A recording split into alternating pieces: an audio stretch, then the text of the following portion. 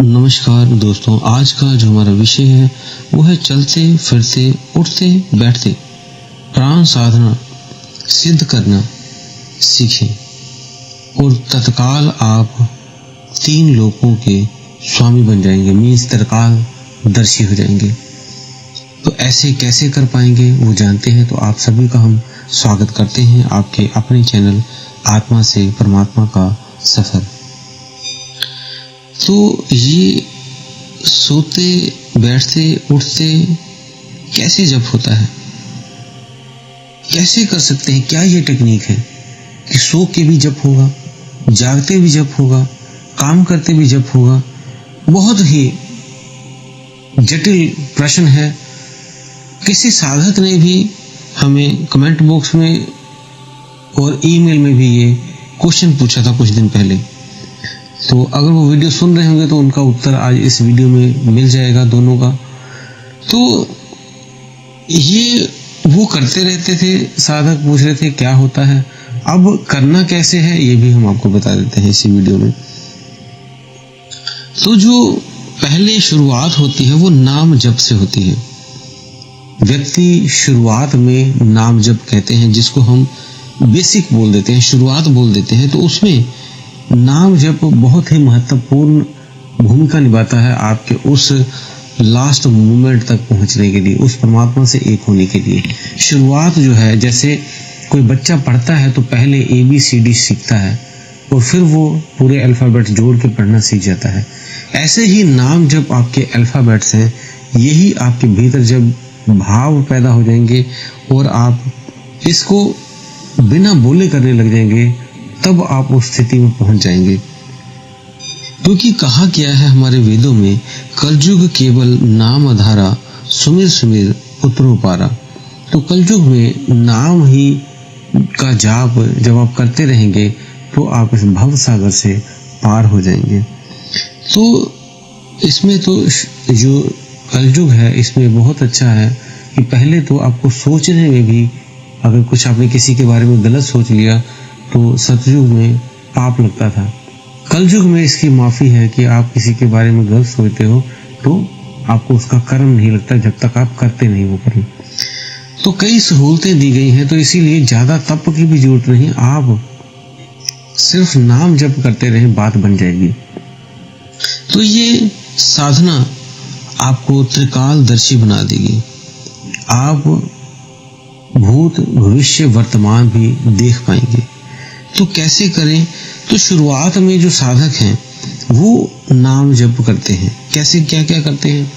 कोई राम राम का नाम जप करता है, कोई राम सिर्फ राम का ही करता है, कोई अल्लाह हूँ का करता है, कोई सतनाम वाहिगुरु का करता है, कोई राधे कृष्ण का करता है, कोई राधे राधे करता है, कोई बीज मंत्र करता है, कोई ओम करता है, कोई ररंकार करता है, कोई ज्योति निरंजन करता है, कोई सोहम जाप करता है। तो इस तरह से सभी अलग अलग जाप करते हैं। तो ये जाप करते करते ही वो सीढ़ी बनती है इनकी शुरुआत की, और आगे ये प्राण जप में बदल जाते हैं, जिसे हम कहते हैं जब प्राण जप श्वासों से होने लगता है अपने आप, तब बात बननी शुरू होती है। तो ऐसे करते करते आप ये ध्यान रहे, आपका जो जाप होगा वो सोहम रह जाए लास्ट में।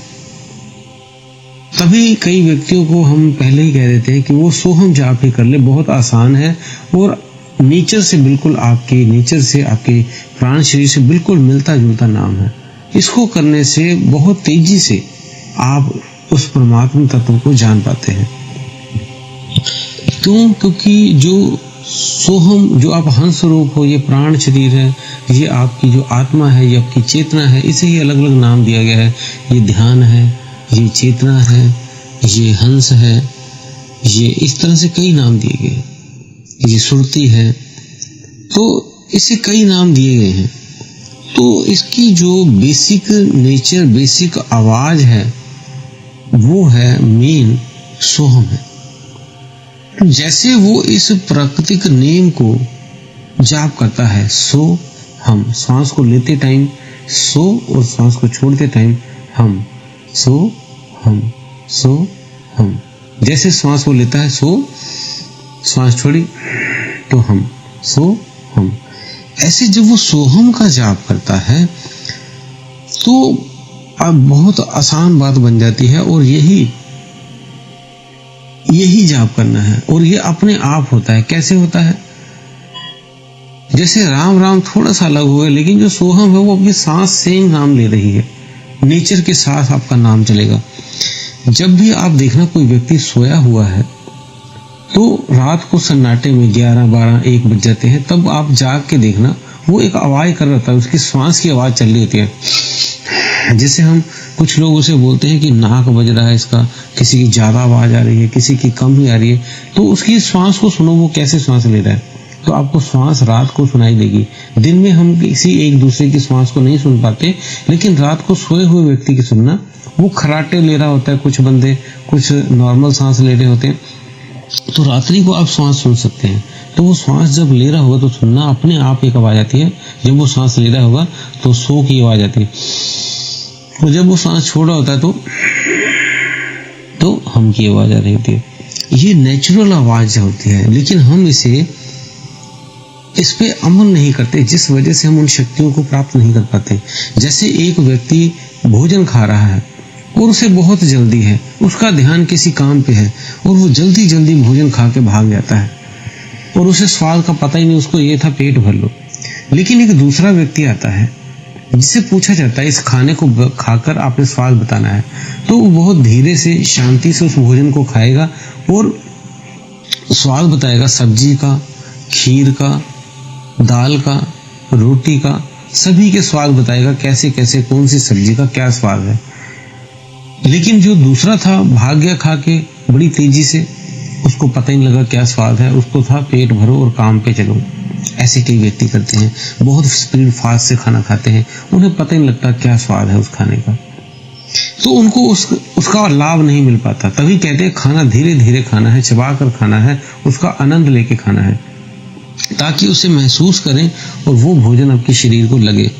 इसीलिए बोलते हैं धीरे धीरे खाना। ऐसे ही आप जब श्वास लेते हो तो अनजान रहते हो, जैसे वो बंदा फटाफट खाना खा के भाग गया, उसे पता नहीं लगा, ऐसे आप सारा दिन भागते रहते हो, वो काम करना है, ये काम करना है, उसको करना है, उसको मिलना है, उसको जाना है।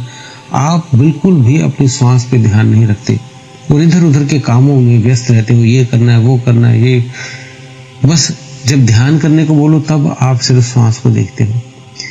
यही हर श्वास में जो सोहम चल रहा है, इसे जब मर्जी आप पहले बोल बोल के करो सोहम का जाप, बाद में यही आवाज आपको सुननी है। जैसे रात्रि को सुनी थी आपने किसी की दूसरे की श्वास, जो व्यक्ति सोया हुआ था, ऐसे अपनी श्वास सुननी है।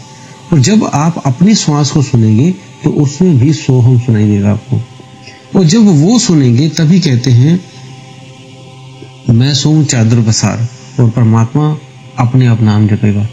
तो इसी को कहते हैं कि वो अपने आप नाम चलता रहता है, बस हम उसे सुनना है, उसे महसूस करना है। जब हमने बोलना है तो सोहम बोलना है, जब आपको सुनाई देगा तो सोहंग सुनाई देगा, सोहंग। तो ये ऐसे ही सुनना है जैसे आपको बताया। एक और उदाहरण के साथ समझाता हूँ। घड़ी की सुई की टिक टिक हमें सुनाई नहीं देती, लेकिन जैसे रात होती है 11, 12, 1, 2 बजते हैं, तब उस घड़ी की टिक टिक की आवाज भी सुनाई देने लगती है, क्योंकि हम उस शून्य की स्थिति में पहुंचने लगते हैं। जैसे ही उस शून्यता की स्थिति में हम पहुंचते हैं तो हमें सारी आवाजें क्लियर सुनती हैं, तो वो घड़ी की टिक टिक सुनेगी। ऐसे ही जब अपने आप सारे विचारों को रोक के उस आवाज को, अपने भीतर श्वास की आवाज को सुनेंगे, तो वो सोहम की आवाज सुनाई देगी। रात को तो आराम से सुनाई देगी, लेकिन दिन में आपको कुछ शोर सुनाई देता है, तब आप डिस्टर्ब होगे, लेकिन आपने उसे सुनना है। फिर भी जैसे जैसे सुनते रहेंगे, दिन में फिर वही चलते फिरते उठते बैठते हमेशा श्वास आपके साथ है, और वो चलती है। बस आपको है ध्यान देना है, ताकि उसका स्वाद, जैसे वो खाने का स्वाद ले रहा है, उसका स्वाद, उसका भाव, उसकी ऊर्जा आप महसूस कर पाए। और जब आप ऐसा करेंगे, अपनी श्वास को जो है साक्षी भाव से सुनेंगे, देखेंगे, महसूस करेंगे, तब ये आपके साथ एक शक्ति जुड़नी शुरू होगी। और वो शक्तियों से आप कितना लाभ ले लोगे, कितना कुछ आप सीखोगे, त्रिकालदर्शी हो जाओगे, कई चीजें आपको पता लगने लगेंगी। आप खुद सोच देखोगे कि आप दिव्य जगत के साथ एक होते जा रहे हो।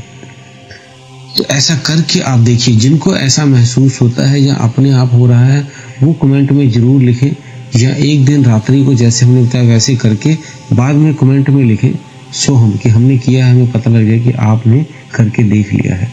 तो आप उसमें आप कमेंट में जरूर लिखें सभी सोहम। तो दोस्तों, उम्मीद है दी हुई जानकारी से आप संतुष्ट होंगे। फिर भी आपको कोई प्रश्न है तो आप हमें कमेंट बॉक्स में लिख सकते हैं। वीडियो को ज़्यादा से ज़्यादा लाइक किया करें ताकि हमें भी मोटिवेशन मिलती है। आपको वीडियो पसंद आ रही है तो हम और भी वीडियो आपके लिए बनाते रहते हैं। और दोस्तों, वीडियो हमने काफ़ी बनाई भी हुई है। जो साधक कुछ प्रश्न पूछते हैं उन पर वीडियो पहले ही बनी हुई है, तो आप चैनल में जाके देख लिया करें। तो इसी के साथ अगर आप नए हैं तो चैनल को सब्सक्राइब कर लें, और हम आपसे विदा चाहते हैं। धन्यवाद।